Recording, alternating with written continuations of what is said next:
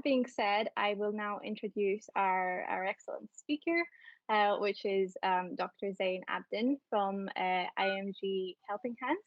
He is the CEO and founder, and he has helped lots of IMGs from all over the world transition to the US and has helped them through this really difficult pathway. And I'm hoping that his talk will also help us a little bit with this transition. Yeah, thank you so much, Marianne, for inviting me to this UK Medical Student Association. I'm so glad to be here and would like to elaborate on how to transition or what we are doing. And also, I appreciate the work you have been doing. So I know it's you have to spend a lot of time, but it's worth it. But and thank you so much for all this. So let's start real quick. I will start with my introduction. I'm Dr. Zain, currently residing in the state of Delaware, which is one of the states of United States. It's 2 hours from New York on the south side. I'm basically a graduate from Pakistan. Then I did my USMLEs and came to the States, and now I'm working here as a physician. Got it. Okay, so let's start. When I came to the States, I realized what difficulties we guys, like me and my fellows and all other juniors who faced, and we started to think of what could be the solution of this. And recently, we founded an organization which is IMG Helping Hands. It's a corporation, and the basic purpose of this corporation is to help you guys how to transition from another medical system to the US healthcare system. I know it's a lot of stuff to do, but we are trying to contribute in each and every step so you guys can have an easy transition. So we are not just focusing on a single country, but we are trying to make groups for every country and trying to elaborate and give a talk to every country that how we can help them and how they could also be involved with us. Okay, so I would start with my presentation, which is okay.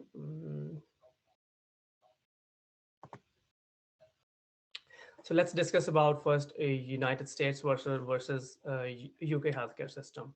I know you guys have been in UK, and I have been in the United States. I would like to discuss like what could be the pros and cons about both of the system. For example, like why do you think to move to the United States? So first of all, I would say it's as Marianne mentioned about that. Marianne, like it's a shorter training. For example, if I want to become a cardiologist, it's like 3 years for residency in internal medicine. And then after that, I will be a cardiologist for another 2 years. Like I will be doing my fellowship. After doing that, I will be a cardiologist and will be practicing as a physician. So that's it. Unlike in the UK, I'm not exactly aware about how many years, but I'm pretty much sure like it will take more than 10 years to become a certified cardiologist, right? Yeah. So second thing is the access to the state of art technology. I know the recent reports of WHO and FDA, they say that one of the best healthcare system in the world is still the US. So everybody wants, I was trained in Pakistan. I do want to serve my own country, but still I want to get a training that's better than the one I already have. So that's why I moved to the States to get better training, to get better approach towards medicine or or any field it could be. And secondly, I know this the money factor is very much important. We are working, I know everybody will say that, oh, we are not working for money, we are working for the sake of mankind, but we also have to cook food in our home, right? So money factor is also very much important. So if we consider the money factor, so let me elaborate one example to you guys.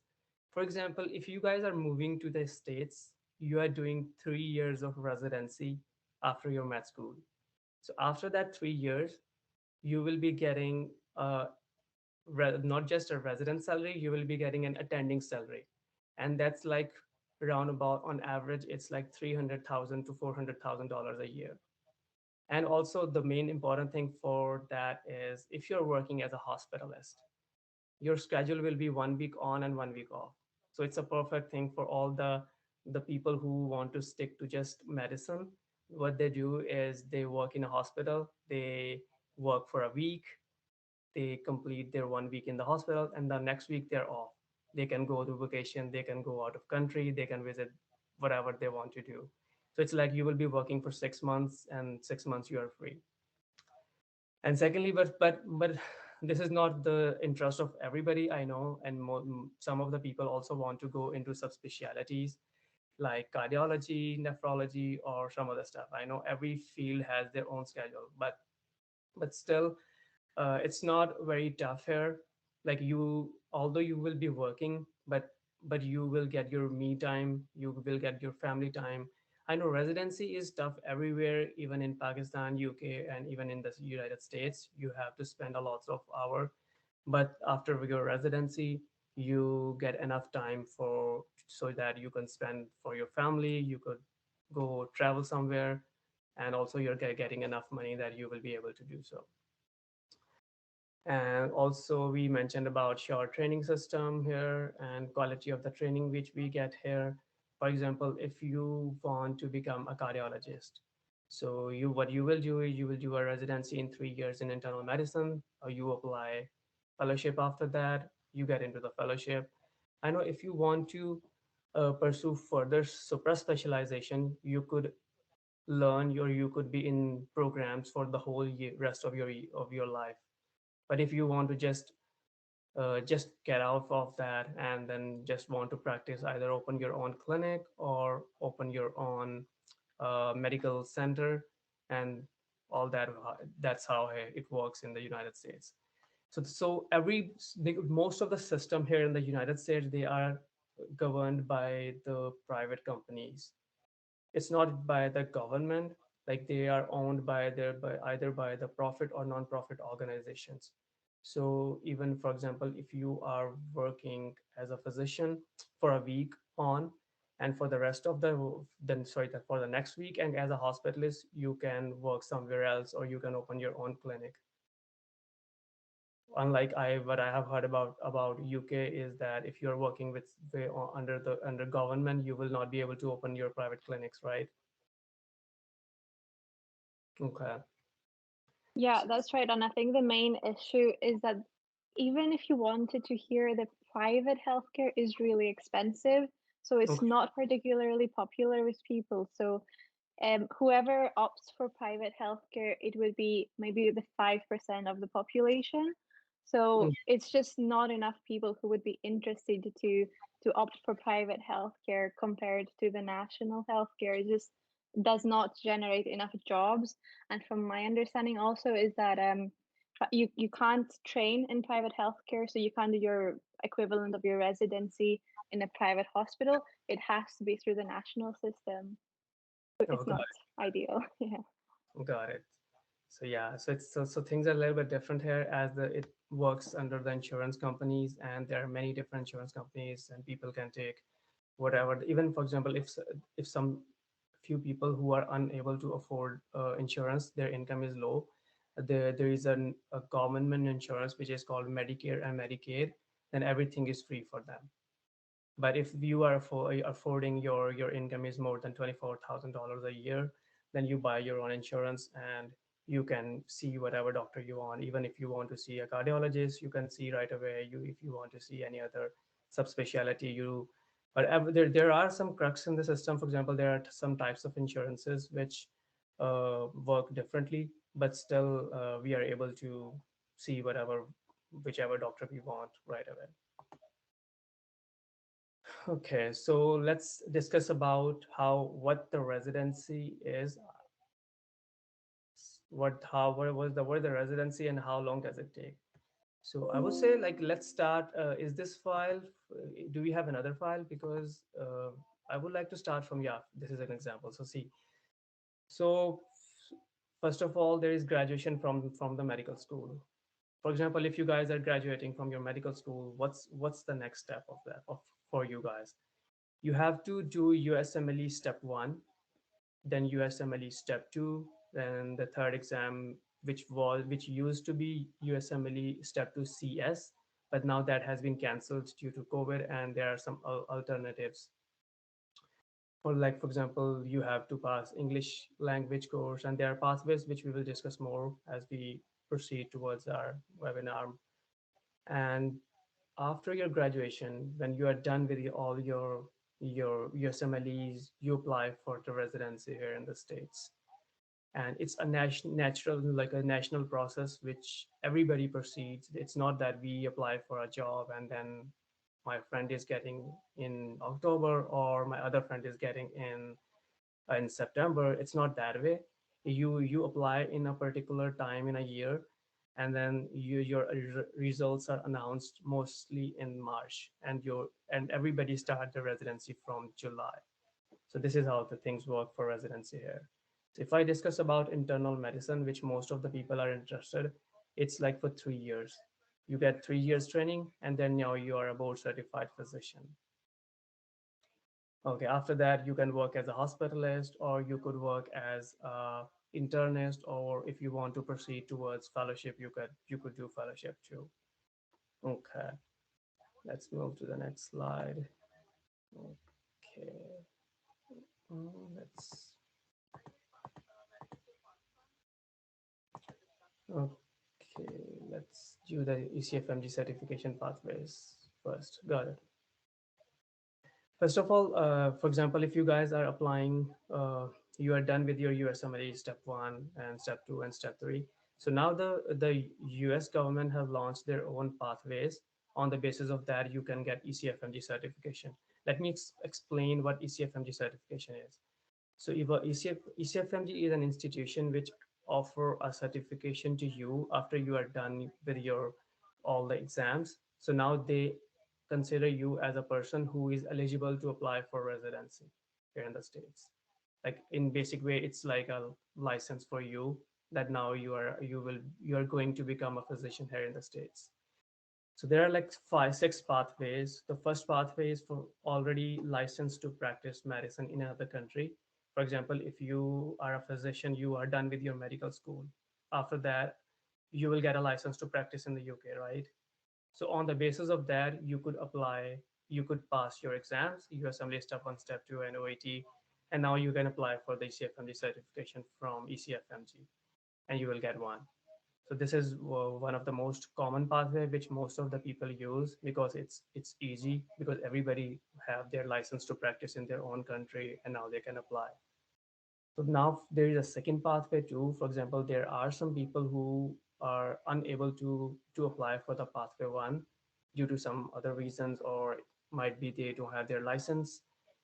So the second pathway is you already if you have already passed OSCE exam for medical licensure, which is administered by any acceptable medical school. So let me discuss about this that from pathway 2 to pathway 4, these are not for most of the countries. These are for like the countries like Canada, some European countries, and also some Caribbean schools because they have their own partnership with the US government. So that's why from pathway 2 to pathway 4, it's for mostly for these type of countries. And if we have to discuss about UK, so the most of the pathways which you guys will be eligible will be pathway 1 and pathway 6. So from pathway 3, for example, if I discuss about pathway 3, it's medical school accredited by agency recognized by WFME. That's also the same thing which I discussed. And then pathway 4, which is medical school that's accredited by an agency that has received NCFME registration. And then pathway 5, which have, for example, if two of the medical schools both have accredited by LCME, which is another organization, so they guys can get their ECFMG certification on the basis of that, but still it's the same thing from 2 to 5. Let's discuss about pathway 6. So yeah, it can be very useful pathway if if you are not eligible for pathway 1. What you do is you get an evaluation from any clinical patient any encounters by the licensed physician. For example, if you are even you are in UK, you can ask your licensed physician to please evaluate me on the basis of my clinical skills and my medical knowledge. And he will evaluate you. There are more further requirements how to do so, and that's all listed on the website. And also, I have prepared another of a Word file which I have sent to Marianne, and she can share with you, which have detailed information about all the pathways. But this is the most important pathway because you guys can easily have access to your own physicians. You can ask them, please, if you can spend some time and evaluate us for a few minutes, and they can evaluate you. They can write a report, and then they can send that report directly to ECFMG, and you can get a certification on the basis of that. So mostly, what the crux of this pathway of these pathways that you will be eligible for pathway 1 and pathway 6, and you decide whatever pathway you want to choose. Okay. Okay, let's move to the next slide. Now, this is one of the most important thing, like what to do if you want to be a successful match candidate. I know, first of all, the thing that we haven't mentioned here in this slide is the scores, USMLE scores. As we know about USMLE Step 1, which has been recently changed from a score system to pass and fail because it was having more basic information, like basic medical knowledge. And although you need basic knowledge in your residency, but you should be more focused towards the clinical stuff. So that's why they changed that to from score system to pass and fail. So you have to just prepare for the exam, and the timeline varies. Like because when I prepared for USMLE Step 1, I spent like around about 8 months to study for that for Step 1. But now I have seen like people are taking exam within 3 months because it's just pass and fail. It's not the score system. After that, we have USMLE Step 2. This is one of the most important exam. I would say just if you think that you can extend your exam for 2 to 3 months or even 6 months, completely fine. Just get a good score on that. You will not need any other thing if you have a great score, like for example, above 260s, above 265s. That's one of the great score. And because the average now, the reason from the last couple of years, the average is increasing. Like 2 years ago, it was 242, and now I believe it's the average score is like 246 average mean. So if you are scoring just 246, that's not it's not a bad score. It's a very good score, but still you're an average student because now the people are all the candidates are focusing more on the step 2 score. So that's why. So the next thing is USMLE Step 3 exam. This is not required to apply for residency, and most of the residents they take this exam within their residency years. But now, due to the competitive nature of the residency programs, most of the people try to take it as soon as possible. And if you have taken your Step 2 exam, you should take Step 3 as soon as possible, but because everything is same. And also, some studies suggest that if you take the exam right after 1 to 2 months after your CK, you are getting more score as compared to you to just waiting to prepare more, because everything that's included in Step 3 is a continuation of Step 2. Got it? Okay, so the next thing is the US clinical experience.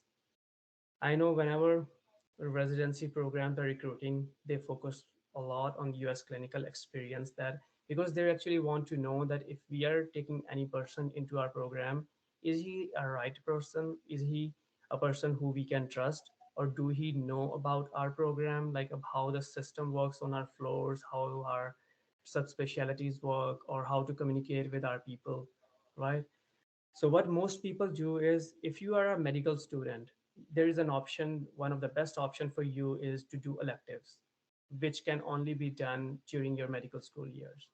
Electives could either be they are mostly hands-on. You get a contract from any university, hospitals, or any community program here in the States. They charge a fee from you, and you go there. You are just as you are just a physical visiting international medical student over there. You do all the stuff. You do physical examination, you write notes, and you give presentations. and you get a good exposure of how the things work in the US healthcare system. So now let me just deep dive into the US clinical experience. There are many things which people get confused. For example, there is observership. Now, what's observership? Observership is just that's not hands-on. Like you will not be able to touch any patient, but you will be doing rest of all the stuff. You will be taking histories. You can present to your attendings in the hospital. You can give presentations, but you will not be able to touch the patient. And there is another term which is called sub-internship. Sub-Is, people also get confused. What is this? So sub-Is are mostly for the American uh, graduates, not graduates, but American medical students, because uh, they travel from one medical school to another hospital to do their sub-Is. So it's related to that. And then the next thing, which is externships. So externships are after you graduate. So after you graduate from your medical school, now what you guys could do is you can have a contract with any university hospital. You could have a contract with any community hospital or even the clinics. You could go there. You could work hands-on, like you could do physical exam or do all the rest of the stuff as mentioned, and that will be called as a hands-on externship. But only make sure that if it's observership, you will not be able to touch the patient because there are many states and every state have their own law. So after you get all these US, all this US clinical experience, you ask a letter of recommendation from your attending. And if they are willing to write a letter of recommendation to you, they will upload directly to your portal when you apply for the residency program. And the most important thing here is that get a personalized letter of recommendation. Even if you are working in any university hospital, but you're getting a generic LOR, that's not a best thing you could do. For example, if you're working in any outpatient clinic, and but that person is willing to write a very personalized letter for you that you performed so well, you have a great medical knowledge, then it's a better letter of recommendation as compared to the one you're getting from the university hospital. So it's the quality that matters, not the quantity. Got it. So the next thing is the research and publications. So now all, the success of any medical system depends on what type of research they are conducting and how they are improving. So if you guys are also if you want to involve in the research, that's great. Do it right away. Like do it from your med school, because there are after you graduate now, if you don't know how to conduct research projects, now if you guys are also finding some opportunities, then it will be very difficult for you. So that's why I would say take them the opportunities during your med school years and do research, because when you apply for the residency program, they also look if you are involved in the research or not. And every program they wants to publish their own research paper every year, and so that's why they want resident who could also assist them in conducting research. Okay, so the next is the volunteer opportunities. When you fill the application of ERAS, it's a set protocol that how you fill. They also ask about what volunteer opportunities do you guys have availed before. For example, if I worked as in American Red Cross, or if I did volunteer work with any hospital, whatever. It's not just from the US, but even if there are some UK organizations, you could do volunteer work for them, and then you could add them. Got it. Okay. Then we are going to discuss about degrees, MD, PhDs. Okay.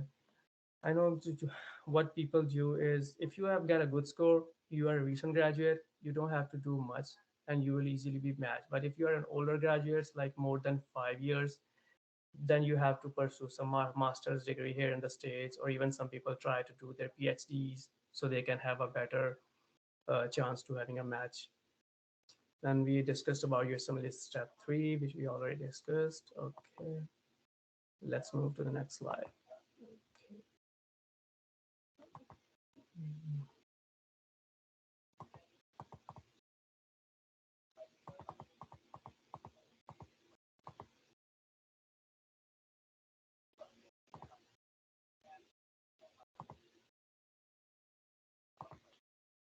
Okay, so this is the match process now. What is and how does it works?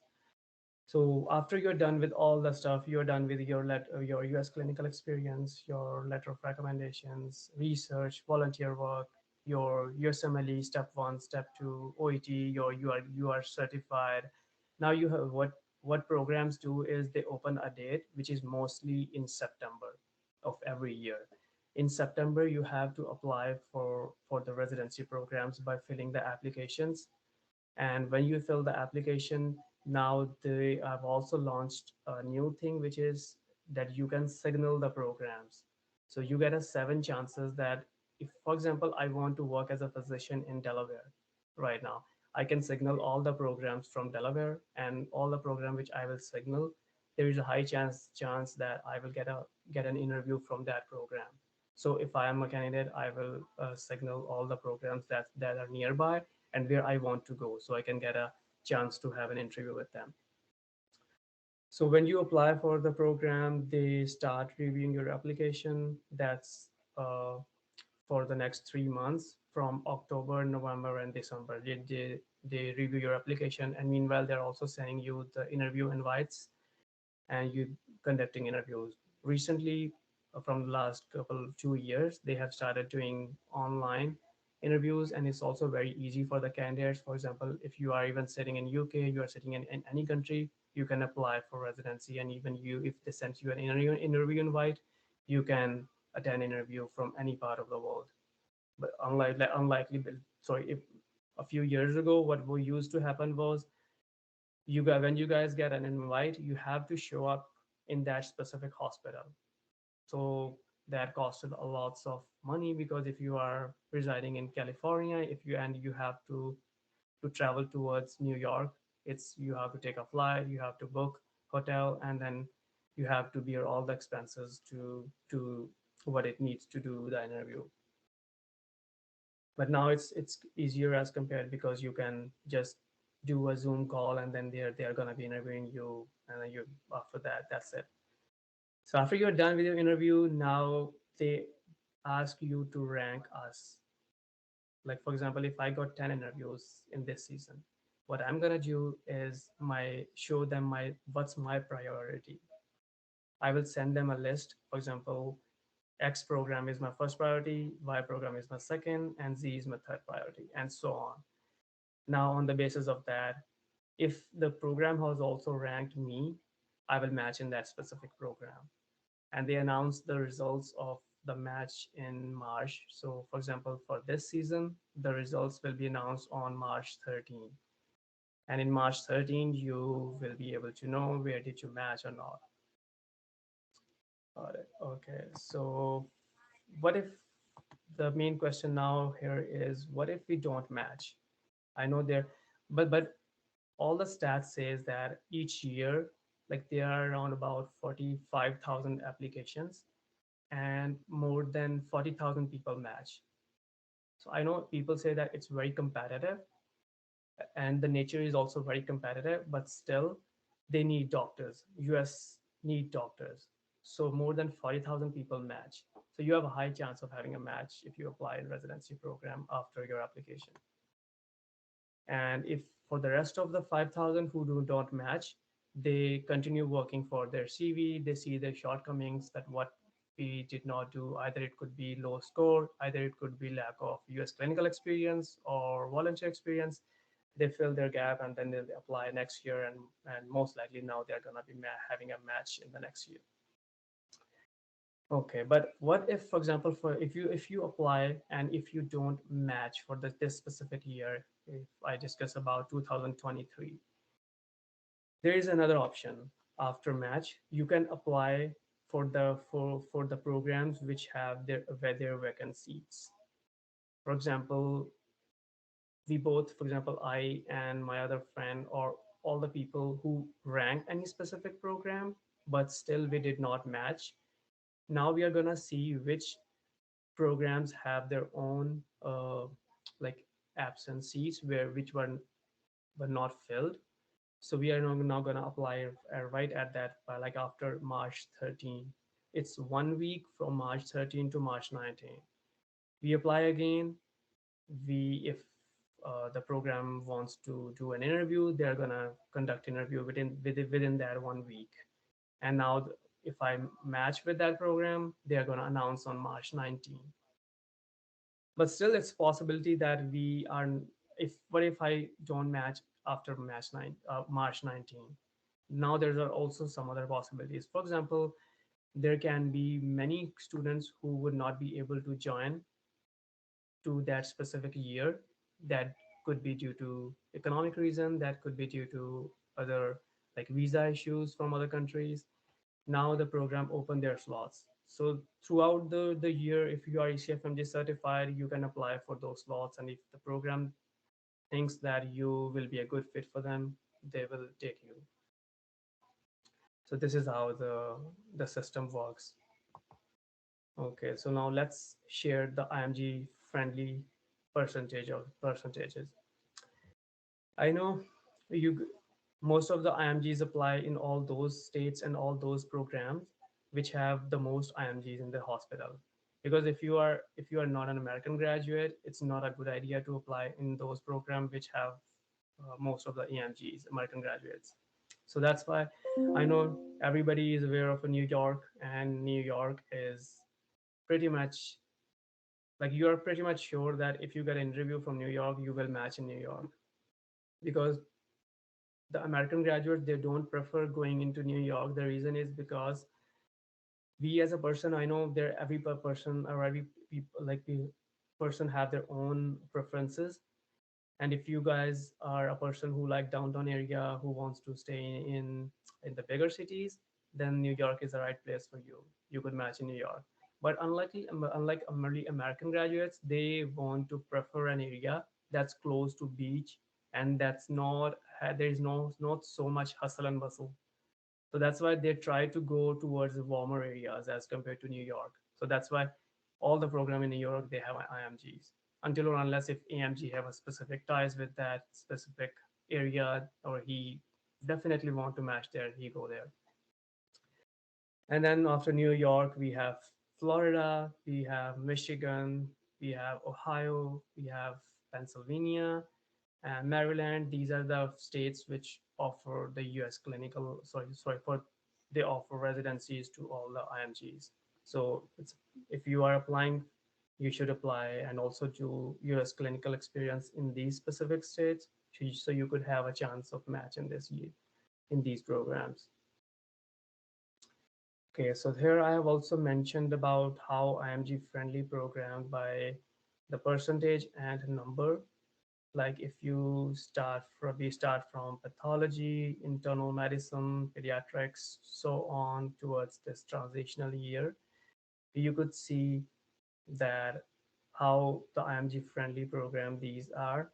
And also, I would say this graph, people will be unable to understand this graph. And Marianne, if you could please send that file which where I have discussed all the stuff with exact percentage, like what program, because I have made a file where I have included all that information, that which program has the most IMGs, which residency program that specific is, and that will be more useful for our viewers. Yeah, absolutely. We can do that. Yes, okay, that's great. So now this is one of the most important thing, and I know everybody would be interested in that. This is a transitional training permit. Let me explain what this is. So, first in the United States, you could not practice as a physician before you are done with your residence. For example, until or unless you're done with your residency for 3 years. Only then you could practice as a physician. But now you could practice as a physician, but that physician like a practice will be under supervision of any MD doctor who will be working here in the States, in any state. So the states that offer transitional training permit are Missouri, Arkansas, New Hampshire, Kansas, Utah, Nevada, Florida, Arizona, Washington, Illinois, New York. But right now, I'm also working for the state of Delaware, because Delaware was used to be the state that they do not offer these transitional permit. Let me share a story what happened. A few students came to me that they wanted to uh, they wanted to work as a physician in Delaware. What I did, I went to the president of the Medical Society of Delaware, and I explained how this could be a win-win situation for everybody. For example, if I have to, even me as a physician, there is so much shortage of doctors that if I have to choose my own primary care doctor, I have to wait for at least 3 months to get a new doctor here in the States. And secondly, all the MD physicians who are practicing here in the States, they want to expand. Obviously, if they want to hire another physician, they have to pay another 300 to 400,000 dollars to get another physician on board, and so they could expand their practice. And thirdly, all the IMGs who are in need when they come to the States, they want to work as a physician, but they are unable to do so. So now there was an idea that could help all these three people. The state of Delaware, all the IMGs who are coming to this state, and all the physicians who wants to expand. So let me explain how. For example, if a physician hires a foreign medical graduate, they can just offer him like around about 70 to $80,000 a year, and then they can expand their practice. And now if they are expanding their practice, they are creating more opportunities to all the international medical graduates. So the international medical graduates are having a benefit as well. Thirdly, the state of Delaware. Now, because if I am having a wait time of three months, if there are more physicians, I can easily go and see a physician as early as possible. So he kind of liked my idea that, yeah, this is a very great idea. We could think about it. And he took me to all the legislative assemblies here in the Delaware. And now they have, when I explained all of this stuff to the legislative assembly, to senators, to governor, they also kind of liked my idea that, oh, wow, we could do this for Delaware. So now I'm scheduled to be a speaker in the upcoming sessions, which are most likely within 1 to 2 months. So our plan is to make this law implemented like within the next 6 to 8 months. And I know all the people who will be coming after that, they could have a benefit from this state. But right now, we have all these states which offer this, like Arizona, Florida, Washington, Illinois. And in all these states, you go there, you are working as a physician, you are getting the same resident salary, you enjoy all those perks. And when you apply for residency next year, now you are one of the best candidates because they know that you are not just you did not just do any observership or externship in the US, but you worked as a physician. You worked under your license. So now it's a high chance that, oh, okay, so this is a right person for us. The residency program will take that specific person. So I would recommend, if you are eligible for these transitional permits, definitely avail this opportunity before residency.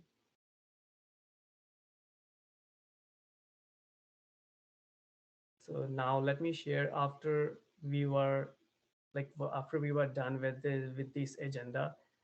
This agenda got so famous here in the States that I was like invited from another organization in New York to be a speaker over there, and also elaborated that how we can contribute.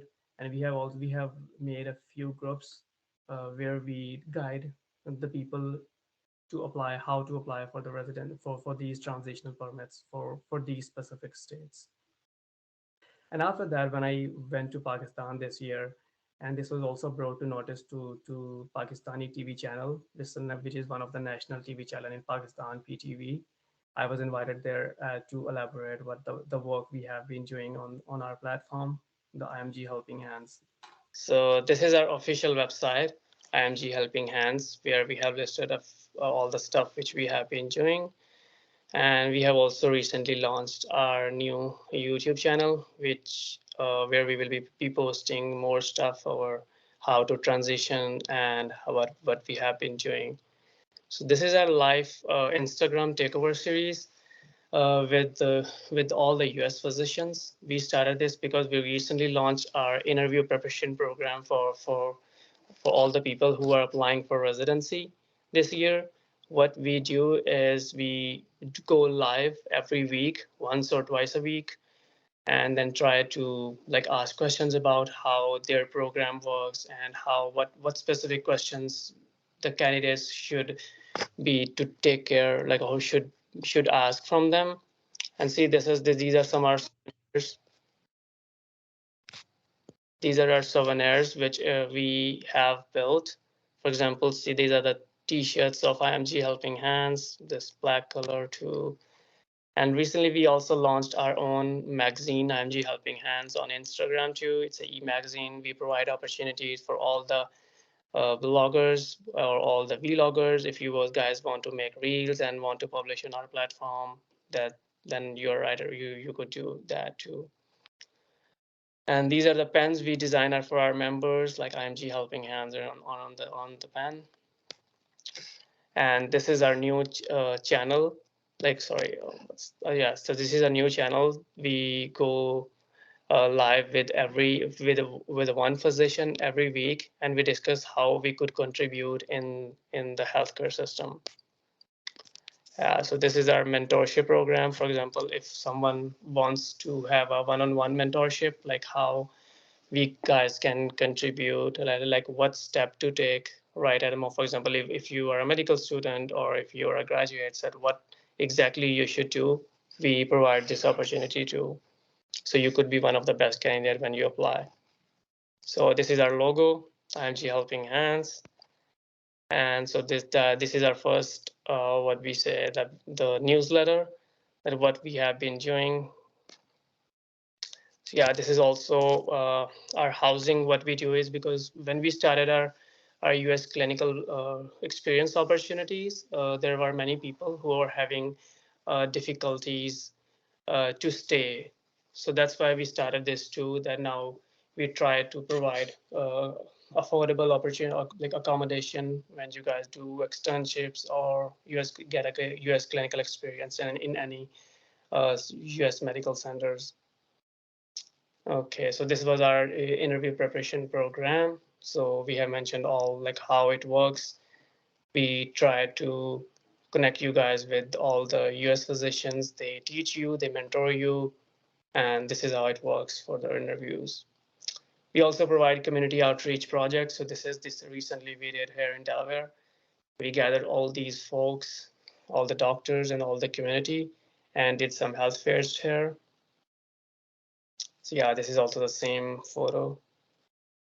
Okay, so this is a photo where one of the celebrities from Pakistan, he's like invited us to elaborate what we have been doing on his platform. So this is a medical the president of Medical Society of Delaware on the right side, and we were just discussing about the stuff I told you. So yeah, this is our residency interview training program with all our 5 sessions when you apply for residency. Yeah, this is also the live Instagram takeover series that we go live with our one of the physician every week. Yeah, so that's it. This is the number plate, and then so yeah, we also have one more opportunity for you guys, that we also recruit campus ambassadors. For example, if you are in your medical school, if you want to represent us over there, we provide you opportunities, and we also train you how to be involved in leadership opportunities, get volunteer work, and when you apply for residency, that's something you could add in your CV. So yeah, this is, I'm not sure if you guys know him. This is Dr. Conrad Fisher. He has also launched his question bank, which MedQuest, and most of the people use that. He's a quite famous person, and we were just having he was I and he both we both were speaker at an event in New York. So yeah, this is I have attached a residency application checklist, like all this, like USMLE step 1, step 2, with step 2 CS, which has been uh, not in use now, and then OET, work experience, volunteer experience, research, US clinical experience, letter of recommendations, and the geographical ties. For example, if you guys have ties or you have any family in New York, then you can have a chance of match in New York too. then how to build connections, mentors, then CVs and personal statement. So yeah, this is our photo when we were doing a live panel interview because we have been involved in the medical missions as well. We go to different countries. We do live, like we build a field clinic over there and then see people where they're having any difficulty. For example, last one was in Haiti when there was an earthquake last year. Our team went from New York and we handled all those emergencies and urgencies which were not because of the earthquake situation. So after that, when we came back, so we were invited for a panel interview. That what was the work we have been doing there. So yeah, this was a plane actually. Our team went on this and just to open the field clinic over there. So yeah, so we are also provided. So yeah, this is all our team. And when we were Haiti, we also provide opportunities of medical missions. For example, if we believe that there is any student who can go with us, then we also offer these opportunity to them. For example, the next medical mission, there are two medical mission which we are leading. The one is in Nigeria, the other one is in Ghana. So yeah, this is the video, small video when we were having a discussion about how to plan our medical mission.